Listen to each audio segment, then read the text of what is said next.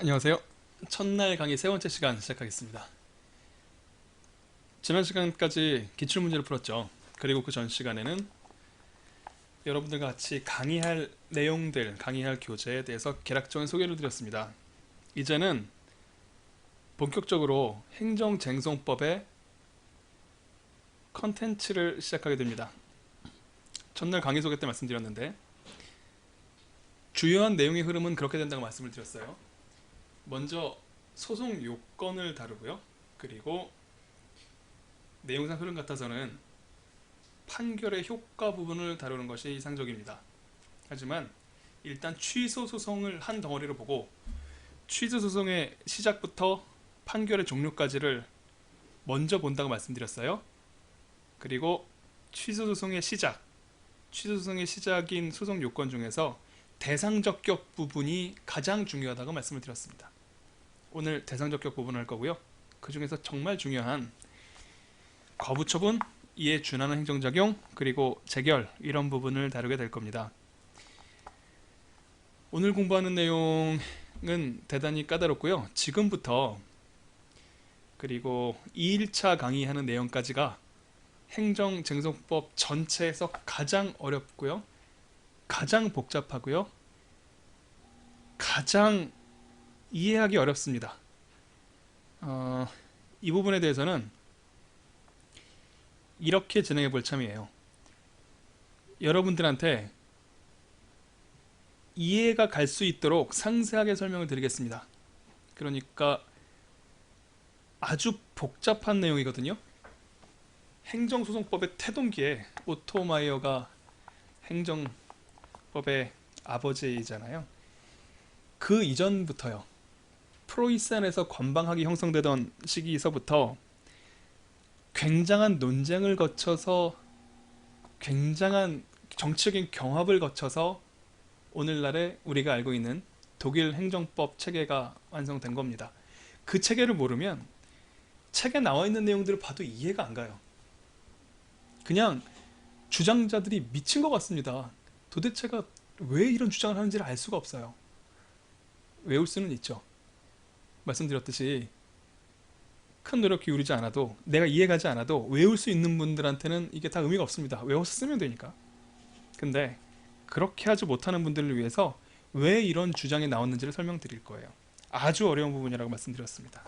하지만 만약에 제 설명을 따라갈 수 있으면 이해하고 쓸 수 있을 거예요. 앞으로 이런 부분이 나올 때마다 그때그때 외우느라고 암기하는 고통은 사라질 겁니다. 이해를 끝내면, 그것이 고통스럽게 넘어가면 앞으로는 이런 내용이 나오면 오히려 반가운 생각이 들지도 몰라요.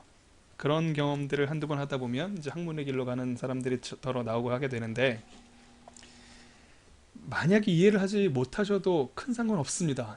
다시 말씀드렸지만 우회로가 있어요. 외우면 돼요. 뭐 노래를 만들든 두 문자를 만들든 무슨 일을 해서라도 외울 수만 있으면 득점에는 지장이 없습니다. 하지만 시간을 들여야 되겠죠. 시험 직전에 다시 한번 보셔야 될 겁니다. 오랜 동안 계속 머릿속에 담겨 있으려면, 그리고 응용이 가능하려면 이해를 해야 되는데, 그것을 꼭 이해를 해야만 여러분들이 좋은 답안을 쓸 수 있느냐? 그렇지는 않아요. 그냥 써야 되는 정도만 정확하게 암기하고 있으면 여러분들이 풀어야 될 행정쟁송법 문제 수준에서 득점력에는 문제가 없을 겁니다. 이해를 못하시면 제가 맨 마지막에 암기 대상을 추려드릴 거예요. 그것만 따로 외우시고 일단 다음 강의로 넘어가십시오. 이해 못해도 득점할 수 있습니다. 귀찮아질 뿐, 다시 쓸 때마다, 공부할 때마다 다시 외우는 수고로움이 뒤따를 뿐 득점에는 지장이 없다는 말씀 다시 한번 드려요. 좀 긴장감을 가지고 내용을 시작해 보도록 하겠습니다. 취소 소송의 소송 요건 및 처분 개념, 이런 제목이 붙어 있습니다. 17번이에요. 그러니까 우리 교재에 1번부터 16번까지는 주로 행정심판에 관한 내용이기 때문에 그거는 취소 소송을 다 배우고 나면, 판결의 효력까지, 기속력까지를 완전히 끝내고 나면 취소 심판을 다루게 됩니다. 먼저 우리의 컨텐츠의 시작은 17번이라는 사실, 그게 내용이 잘 이어지니까 나중에 공부하실 때도 이 순서대로 공부하시기를 권해드립니다. 시작해 보겠습니다. 소송 요건, 적법 판가라는 문제가 나오면 이거 무조건 쓰라고 말씀드렸죠.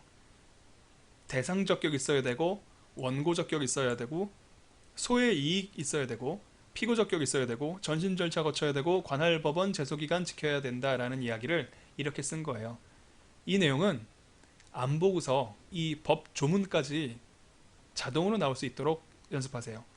이 소송 요건 20조 여기까지를 1분 내에 자동기술법으로 다 쓸 수 있도록 연습을 하십시오. 이거는 적법한가에 대한 문제가 나오면 일단 무조건 쓰고 시작해야 되는 부분입니다. 그럼 여기까지는 꼭 외우세요. 외우셨다는 전제하에 행정소송법상 처분 진짜 처음 시작되는 겁니다. 첫 관문이라고 적어드렸어요. 노란색이니까 외울 필요 없죠.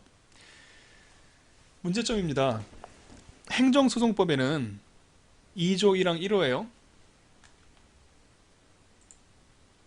네, 행정소송법을 찾아보았습니다. 행정소송법 2조 1항 1호예요.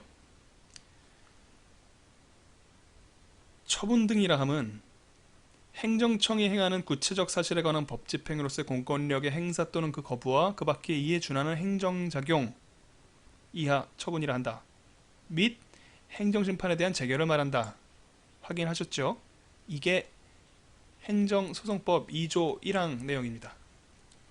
그대로 적어드렸어요. 행정소송법 2조 1항 1호는 처분들의 개념을 정한 조항입니다. 여기에 적혀있는 내용은 처분 등 행정청이 하는 구체적 사실에 관한 법 집행으로서의 공권력의 행사 또는 그 거부, 그 밖에 이에 준하는 행정작용 및 행정심판에 대한 재결을 말한다. 분석해서 생각해 볼 수 있죠. 행정청이 하는 구체적 사실에 관한 법 집행으로서 공권력 행사 및 거부와 그에 준하는 행정작용까지가 처분이고요. 재결까지 합치면 처분 등이라고요. 처분은 행정청이 하는 구체적 사실에 관한 법 중에 공권력의 행사가 전형적인 처분이고요. 그걸 해달라고 신청을 했는데 거부를 해도 처분이고요. 그 밖에 이에 준하는 것도 처분이라고요. 그게 이 조문의 내용이죠. 처분 등은 세 가지로 나뉜다는, 다시요. 처분은 세 가지로 나뉜다는 얘기입니다. 행정청이 하는 구체적 사실에 관한 법 집행하는 공권력의 행사까지를 강학상 행정행위라고 해요. 그러니까 행정행위 더하기 세 개가 더 있어요. 거부, 준하는 작용, 그리고 처분 등이라고 할 때 재결이 포함된다. 그러니까 처분 등이라고 하는 것은 행정행위 더하기 거부, 준하는 작용, 재결까지를 뜻하는 개념입니다. 행정소송법 2조 1항 1호 굉장히 어려워들 하세요. 그냥 이렇게 생각하시면 됩니다. 여러 번 읽어드렸으니까. 처분 등을 정의하고 있는데 처분 등이란 행정행위랑 거, 준, 재, 이게 행정소송법 2조 1항 1호라고요. 이렇게 이해하시면 족합니다.